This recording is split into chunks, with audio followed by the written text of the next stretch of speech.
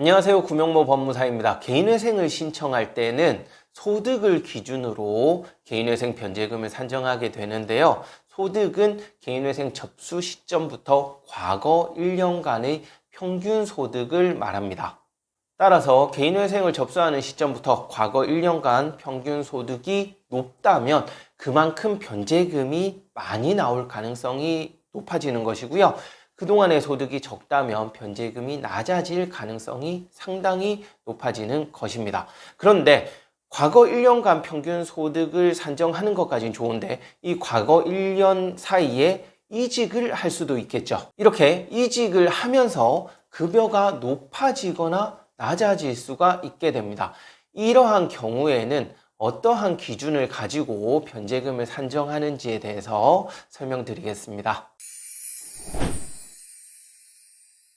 개인회생 변제금은 과거 1년 소득의 평균을 가지고 산정을 한다고 말했는데요. 그 사이에 이직이 발생했다면 이직 전 직장과 이직 후 직장의 급여에서 차이가 날 수밖에 없겠죠. 이렇게 과거 1년 평균의 소득을 내려고 하는데 그 사이에 이직이 발생했다. 이 경우에는 어떻게 소득을 산정하냐 하면 1년 평균의 소득을 잡는 것이 아니고요. 이직을 한 현 직장에서 일하기 시작한 시점부터 최근까지, 즉 접수 시점까지의 평균만 내서 그 소득을 가지고 변제금을 산정하게 됩니다.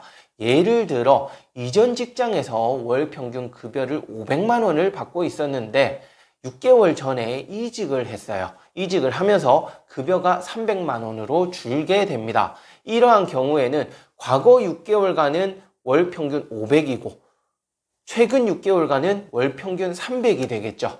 이 경우 1년 평균 소득을 잡는 것이 아니라 현 직장 기준 6개월간의 소득 평균만 산정을 해서 즉 300만 원에서 최저생계비를 빼고 남은 금액으로 변제금을 산정하게 됩니다. 제가 왜 이 말을 하냐 하면 간혹 이직을 하셨는데도 이전 직장의 소득을 본다라고 잘못 알고 계시는 경우가 꽤 있더라고요. 그래서 제가 이렇게 설명을 드린 거고요. 이렇게 급여가 줄었다면 개인회생을 하는데 유리하겠죠.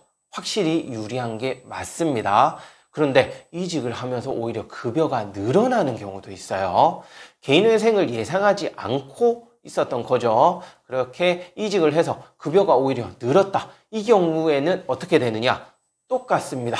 이직한 이후에 현 직장을 기준으로 급여를 산정하기 때문에 변제금이 확 높아질 수밖에 없습니다. 그리고 요즘은 투잡을 하시는 경우도 많거든요. 투잡을 할 경우에는 이 두 가지 소득의 합산을 총소득으로 봐서 이 합산한 소득에서 최저생계비 빼고 변제금을 산정하게 되거든요. 그러니까 만약 내가 투잡을 하고 있다. 그리고 소득이 많이 잡힌다. 이 경우에는 개인회생 앞두고 있다면 반드시 부수적인 수입 활동은 자제를 하는 것이 좋습니다. 보통 내가 일하는 주업이 있고 그 외 부수적으로 또 다른 일을 해서 추가 수입을 벌어들이잖아요. 이렇게 추가 수입 자체를 현 시점부터 끊어버리는 거예요. 더 이상 하지 않으면 주 업무에 대한 소득만을 가지고도 개인회생을 신청할 수 있게 됩니다. 이번 시간에는 개인회생을 앞두고 이직을 하면서 소득의 편차가 발생한 경우 변제금에 어떤 영향이 있는지 설명드렸는데요.